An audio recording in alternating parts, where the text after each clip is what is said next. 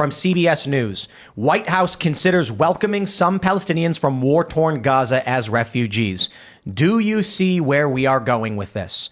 The establishment of their pier for humanitarian aid is an invasion. Lloyd Austin says, if we're fired upon, we can return fire. And he says, yes, Matt Gaetz, it is likely this happens. And from the Military Times that Phil just pulled up, it's already happening. This is a beachhead. And now the White House is saying perhaps the Palestinian refugees in this war-torn area would be brought to the United States. Is this their strategy? They invade Gaza. The IDF moves in, cuts the strip in half. The U.S. builds a port of entry for supplies for the IDF to be secured by the IDF and secures it with physical force to even shoot back at the people who are attacking them. And then they can simply say to those Gazans, don't worry. If you don't resist, we will let you come to the United States. I don't get what the U.S. Gaza, the Israelis don't need U.S. manpower to handle Gaza, right? Yes, Israel is equipped to defend itself. Yeah, I mean, Israel, if they wanted to flatten every building in Gaza, they could do it. They don't need the U.S. military. They don't need U.S. bodies. They don't need it. I think, my personal opinion, is the pier is the administration trying to make it look like they're doing something for the people of Gaza in order to get the voters of Dearborn, Michigan. That's my inclination. I don't see the military benefit to the U.S. to have. I mean, it's not like there's oil they can get or anything. You know what I mean? Take a look at this, though. The Biden administration the other day accused Israel of human rights violations. Mm-hmm. And this could cost Israel their funding. Now, why would the Biden administration do that? What if, big what if, I don't know what the probability is. The Biden administration comes out and says, we built this pier to bring aid to the people of Gaza. And Israel has gone too far. What did Biden say? He said, I condemn the anti-Semitism, and I also condemn people who don't know what's going on in Palestine. What's the likelihood that Biden tries to play it both ways and says, we are concerned, young people, you are right, Israel is bad. So we built this port, and we're going to start loading up these Palestinians onto boats to send them here to be safe from what evil old Israel is doing, and then basically removes the population of the Strip. Israel takes the Strip and it's gone. Yeah, I do think Biden's solution to everything is mass migration from another country. He's pretty committed to that. What I thought was going to happen was they're going to put the pier there and say, look, it's there for humanitarian aids.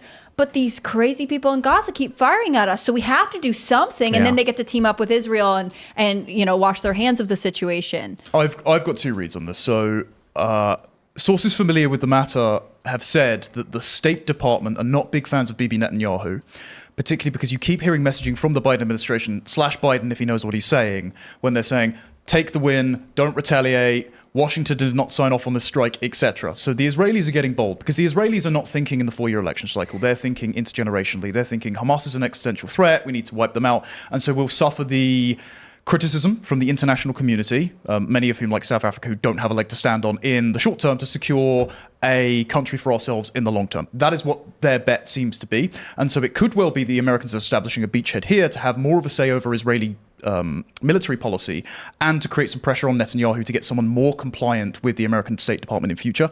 And also, it just so happens that, as you were discussing yesterday, the birth rate discourse is constantly Western Anglosphere European nations are sub-replacement population. There was a recent report that came out from the Bill and Melinda Gates Foundation that said by 2100, all but 2 countries are going to be below replacement population, so we need mass migration. And so they're betting, okay, if international instability manufactures consent for us to import people ad infinitum from here to there who are also going to be government dependents who happen to vote Democrat, well, that's just kind of a happy accident. We bump up the GDP and reinforce our ailing electoral numbers. If population growth goes, or I should say if repopulation goes below replacement, and they say we're going to use mass migration, what happens to those other countries? They get massively depleted.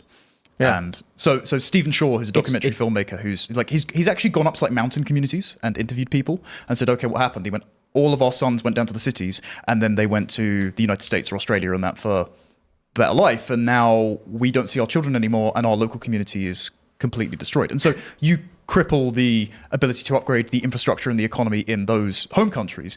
But it's also because our politicians are looking at GDP, not GDP per capita. So they only care about internationally comparative metrics. So there's an incentive to build it expediently rather than over the long term. And also they care about the 4-year election cycle. So they'd like to fudge the numbers to be a one-party state. So of course they're going to mass import dependence, regardless of whether or not they have cultural incompatibilities, which is why you're now seeing mass protests in the UK and on US university It's interesting because we were talking about this before the show, and you said you were coming here as sort of a warning.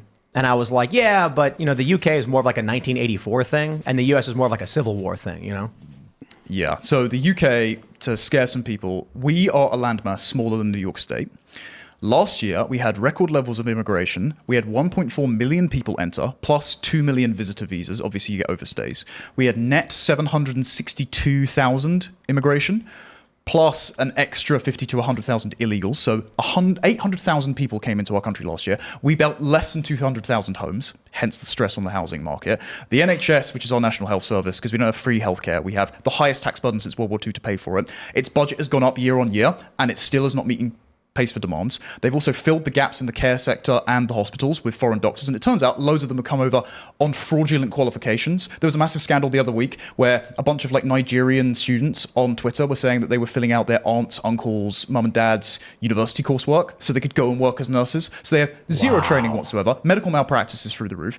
And meanwhile, the government keeps turning around and saying, don't worry, we're going to deport the illegal migrants just to distract you from the overwhelming numbers. Well, today, I'm happy to report that one person has been sent to Rwanda as a deterrent for £3,000 stipend plus travel, and we're going to pay for him to be there for 5 years. And if he commits a crime like he did to break into the country, he'll be instantly stepped back. £3,000 stipend? Yeah, they get paid to go there. That's ridiculous. That's way too low.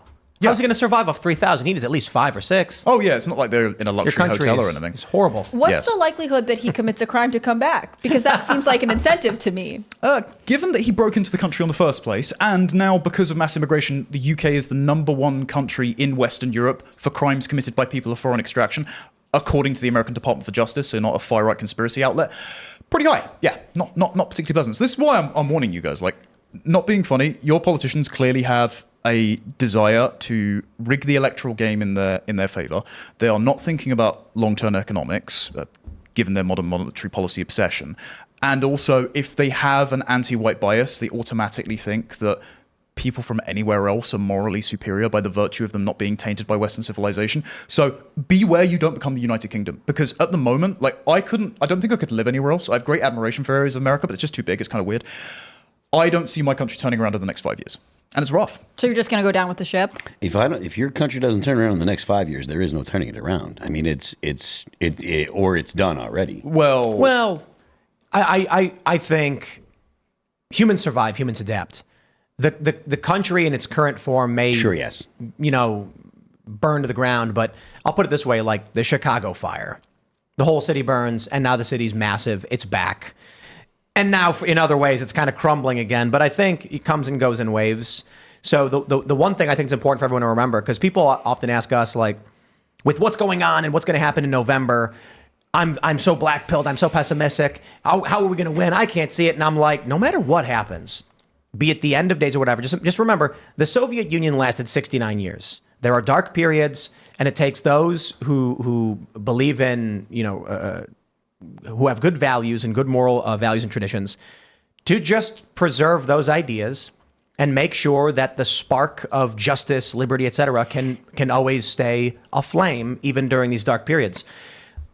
It's just not always going to be easy. I mean, the idea that you're always going to live in a golden age where everything will just be perfect is just not correct. Every generation has a great struggle of some sort, and we are lucky to be alive in the time that we are. We are sitting in a room with air conditioning, well lit, talking to the world through little black boxes attached to the wall. I've always thought electricity was great. I'm not sure I could live without it. And so we resist the bad, but it's night and day. It's a battle between good and evil, and it's the Strauss-Howe generational theory, right?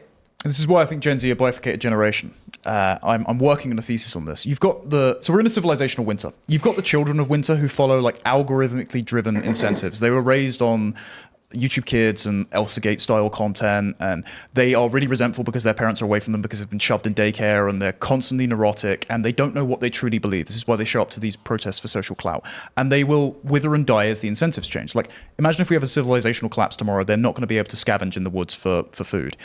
You also have the kinds of people that are the seed gleaners of the deracinated soil.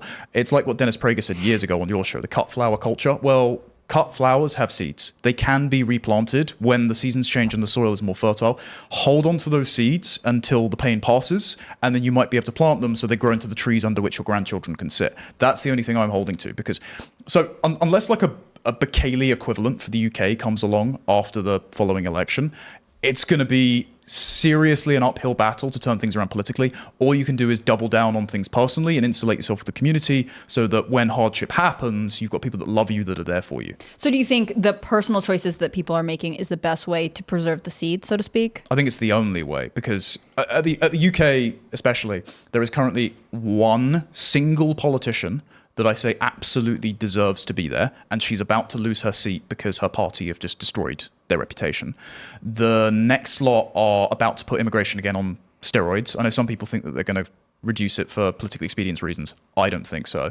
There is also a Muslim exclusive party that is starting up, and so they're going to win in areas with high Muslim immigration. Those areas just so happen to be the same areas where the grooming gangs were conducted. Still, no accountability for those. There's been nothing about that, huh? There's no arrests or anything like that? There have been a few arrests. They have received, many of them, less jail time than recently a man who put up offensive stickers. Unreal. Offensive stickers. Unreal. Yes. Well, we can't stand for that. No, of course, that'd be far right. Yes, right. When people put up the flyers everywhere that said it's okay to be white, and the media reported far right white supremacist. Mm-hmm. Thanks for watching this clip from the Timcast IRL podcast. Hang out with us live Monday through Friday at 8 p.m.